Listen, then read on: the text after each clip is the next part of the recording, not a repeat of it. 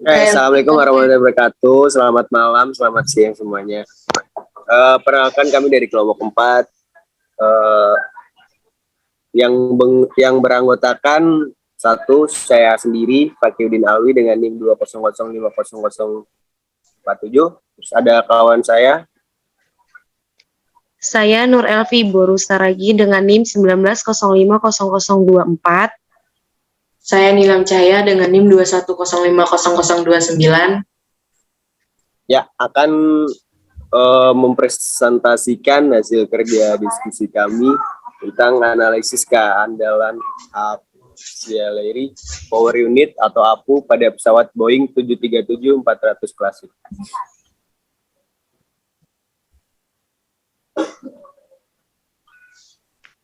Oke, yang pertama, pesawat Boeing 737-400 klasik adalah pesawat dengan tipe narrow body jet airline yang diproduksi oleh pabrikan pesawat Boeing Commercial Airlines United States. Pesawat ini pertama kali diluncurkan pada tahun 1985 untuk melengkapi varian dari Boeing 737 seri klasik dan berkompetensi dengan para desainnya, di antara Airbus A320 dan McDonnell Douglas MD-80. Selanjutnya, auxiliary power unit atau APU. Pada pesawat terbang terdapat APU, di mana fungsinya adalah sebagai pemasok listrik untuk instrumen secara alat kelistrikan lainnya, maupun untuk menjalankan penyejukan udara air atau air conditioning AC. Pada saat mesin utama pesawat masih dalam kondisi mati, APU ini digunakan untuk menyelamatkan mesin pesawat. Ada juga banyak jenis auxiliary power unit ini berbeda yang tersedia. Untuk keluarga Boeing 737, APU ini menggunakan jenis GTCP atau gas turbin kompresor pressure 85-129 series engine. Macam-macam di sini ada yang pertama itu daya bantu udara untuk pesawat dipasok oleh unit daya bantu turbin atau gas. Power auxiliary power unit dapat memasok udara, blade, pneumatik, dan daya listrik ke pesawat saat pesawat berada di darat atau dalam penerbangan. Pesawat APU dikendalikan oleh APU control unit yang dapat ditemukan di rak listrik E3-3. Itu APU memiliki mesin turbin gas atau sering disebut juga mesin APU, generator listrik APU, dan kontrol elektronik. Mesin ini memutar generator listrik melalui gearbox.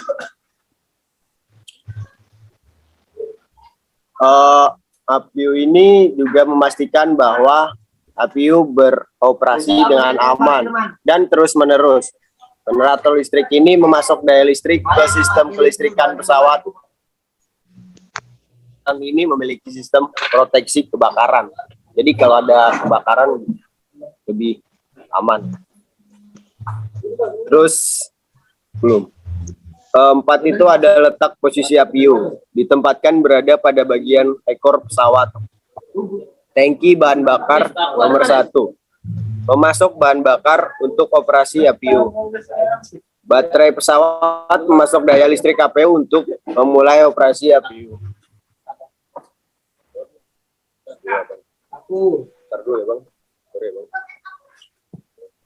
Selanjutnya itu ada variable analysis.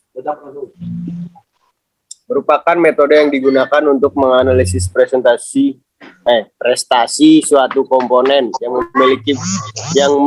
yang menitik beratkan pada usia dan sejauh mana komponen tersebut dapat digunakan.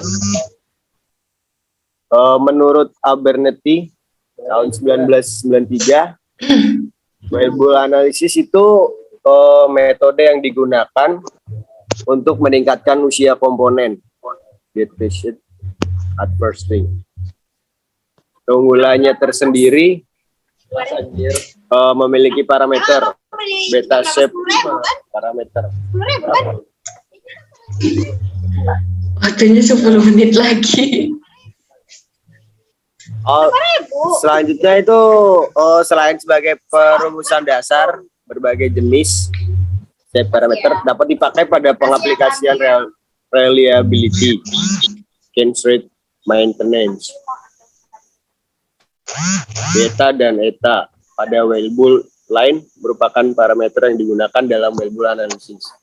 Nilai beta akan memperlihatkan karakteristik mode kegagalan pada suatu item, apakah kegagalan yang dialami merupakan failure infant, mortality, random, atau failure without. Sedangkan eta atau N adalah usia di mana suatu item akan mengalami kegagalan. Yang lanjut, kegagalan sendiri. Kegagalan itu dapat didefinisikan sebagai suatu permasalahan di mana komponen, item, sistem tidak bisa bekerja sesuai fungsi kegunaannya. Menurut Suwondo, kondisi suatu komponen yang berpotensi dengan bertambahnya jam pengoperasian akan mengalami kondisi gagal potensi, yaitu di mana kondisi komponen tersebut masih dapat berfungsi akan tetapi di bawah tingkat kemampuan yang diharapkan dari komponen tersebut. Selanjutnya ada laju kegagalan. Laju kegagalan atau failure rate merupakan laju kerusakan dari interval waktu tertentu menggunakan dua parameter yaitu beta dan eta, di mana laju kegagalan yang dialami oleh suatu komponen atau sistem pada distribusi Weibull dapat dimusnahkan untuk melakukan perhitungan sebagai berikut. Di sini udah ada rumusnya, guys. Bentar lah. Dengan nilai mean time between failure dirumuskan sebagai berikut. Ini ada rumusnya, guys. Lanjut kemudian untuk menghitung MTTF atau rata-rata waktu suatu komponen dapat berfungsi sampai mengalami kegagalan. Harus diketahui nilai parameter beta dan eta dan juga nilai dari gamma function. Selanjutnya dapat dilakukan perhitungan dengan menggunakan rumus sebagai berikut. MTTF sama dengan eta dikali 1 plus 1 beta. Sebelumnya untuk menentukan nilai dari fungsi gamma harus terlebih dahulu mencari nilai X dulu terlebih dahulu dengan menggunakan rumus X sama dengan 1 plus 1 beta. Oke, lanjut.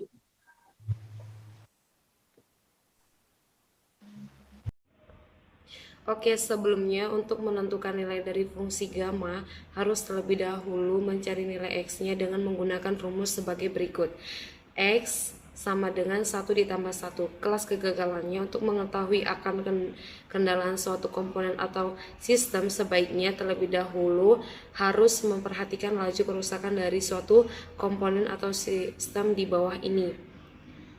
Selanjutnya ada kegagalan awal. Kegagalan awal ditandai dengan tingginya laju kegagalan pada awal umur sistem, yaitu pada produksi awal sebelum dilakukan modifikasi. Seiring bertambahnya umur, laju kegagalan akan mengalami penurunan sistem dilakukannya perbaikan. Beberapa aspek yang mempengaruhi kegagalan ini dikarenakan kondisi operasi yang tidak sesuai dengan perkiraan desain, kualifikasi yang kurang baik maupun yang lemah selama proses produksi. Yang ketiga, kegagalan acak. Pada random dapat diketahui oleh laju kegagalan yang konstan ataupun tidak tergantung umur.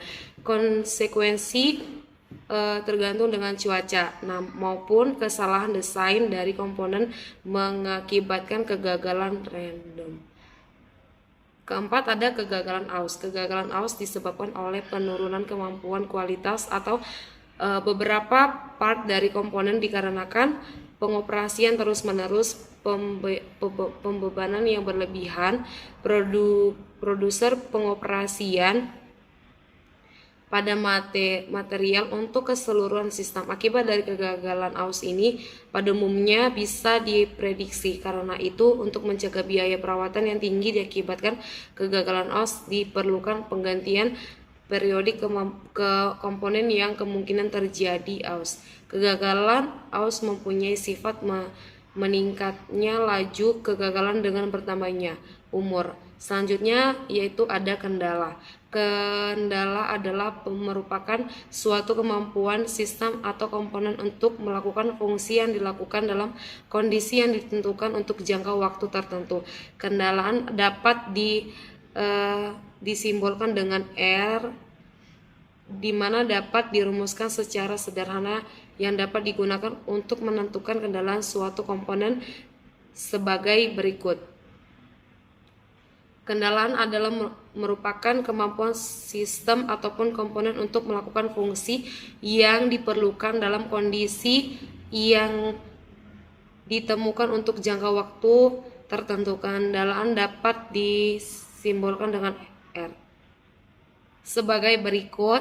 Faktor koreksi digunakan sebagai parameter dalam penafsiran kendalaan pada sebuah sistem yang berfungsi sebagai false time, waktu awal kegagalan atau umur kegunaan sistem. Sebagai referensi untuk menunjukkan besaran digunakan permulaan dari infeksi pada saat sistem tersebut mengalami kegagalan.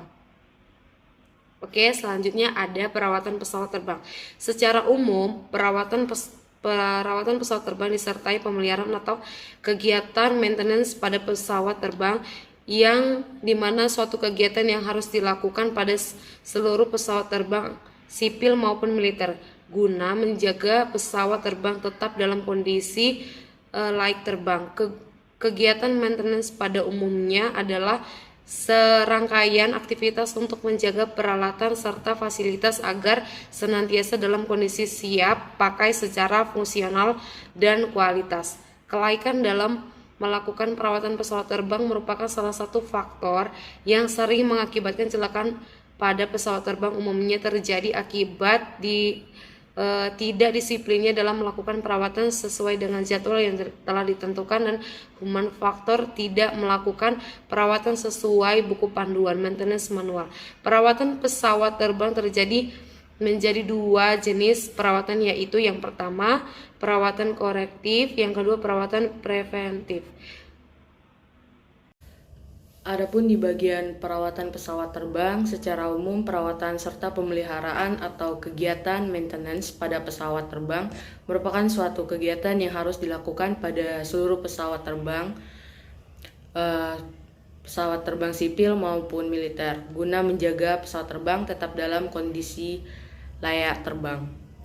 Kegiatan maintenance pada umumnya merupakan serangkaian aktivitas untuk menjaga peralatan serta fasilitas agar senantiasa dalam kondisi siap pakai secara fungsional atau kualitas.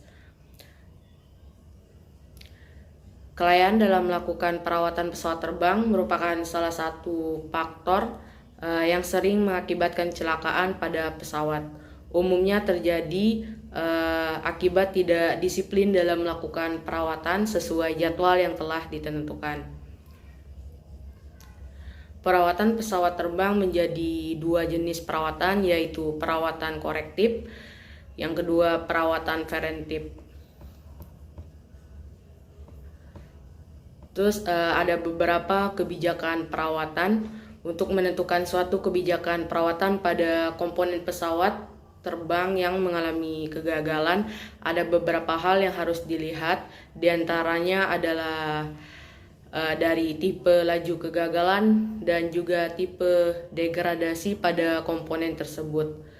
Terdapat 3 kebijakan yang umum digunakan dalam perawatan pesawat terbang, yaitu ada hard time, ada on condition, sama conditional monitoring.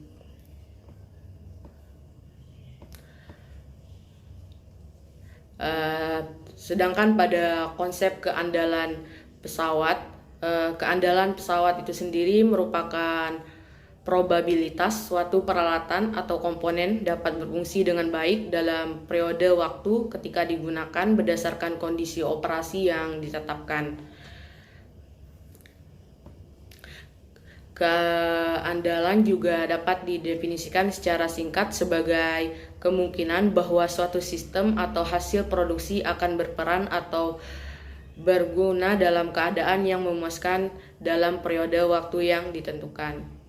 Jika digunakan pada suatu kondisi yang telah ditetapkan dalam tujuan dari reliability secara umum, yaitu dapat menentukan ketersediaan sebuah sistem, menentukan waktu perawatan yang paling tepat, menentukan modifikasi yang tepat untuk menghasilkan keuntungan yang dilakukan. FEMCA, Failure Models Effect dan Criticality Analysis merupakan penggunaan metode FMECA sangat baik, karena di mana metode ini adalah merupakan suatu teknik untuk mengevaluasi atau mendesain kendala dari komponen pada suatu sistem dengan cara meneliti potensi modus kegagalan untuk menentukan dampak yang ditimbulkan, baik dari keberhasilan sistem tersebut ataupun keselamatan panggung dan peralatan, sehingga dapat diketahui kemungkinan kondisi paling kritis pada komponen tersebut.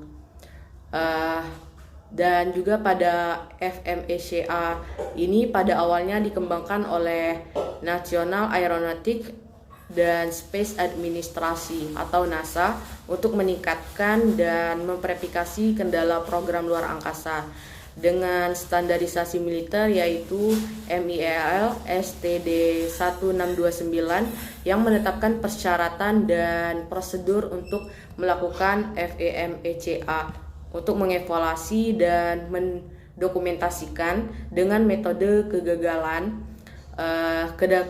analisis dampak potensial dari setiap kegagalan fungsional atau perangkat keras pada misi keberhasilan personel dan keamanan sistem pemeliharaan dan juga kinerja sistem. Jadi dapat disimpulkan dari presentasi tugas kelompok kami ini, yaitu yang pertama untuk laju kegagalan.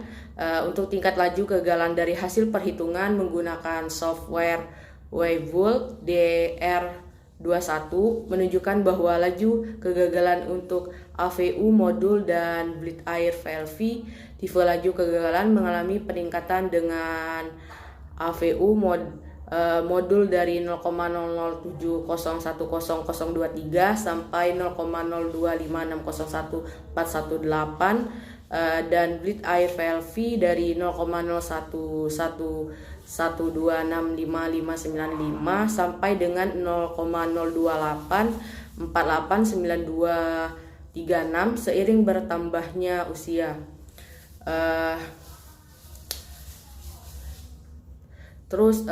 Di mana kegagalan yang terjadi disebabkan oleh beberapa faktor, diantaranya adalah cuaca dan juga human error. Untuk kesimpulan yang kedua, yaitu untuk tingkat keandalan.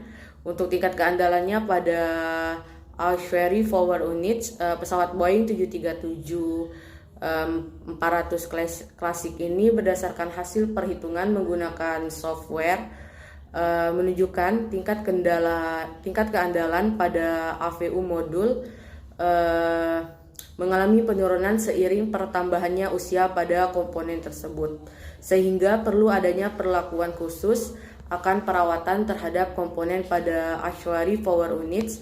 Hal ini dilakukan karena kegagalan atau kerusakan dapat berpotensi mengakibatkan kegagalan fungsional. Dan yang terakhir, dapat disimpulkan bahwa kebijakan perawatan untuk setiap item adalah adapun kebijakan perawatan yang sesuai untuk AVU modul, bleed air valve, FCU, AVU, axial angulation, AVU, dan Turbin bleed adalah perawatan on conditioner berdasarkan tipe degradasi dan juga tipe laju kegagalan. Sekian presentasi dari kelompok kami. Bila ada kata maupun presentasi yang salah, kami mohon maaf. Wassalamualaikum warahmatullahi wabarakatuh.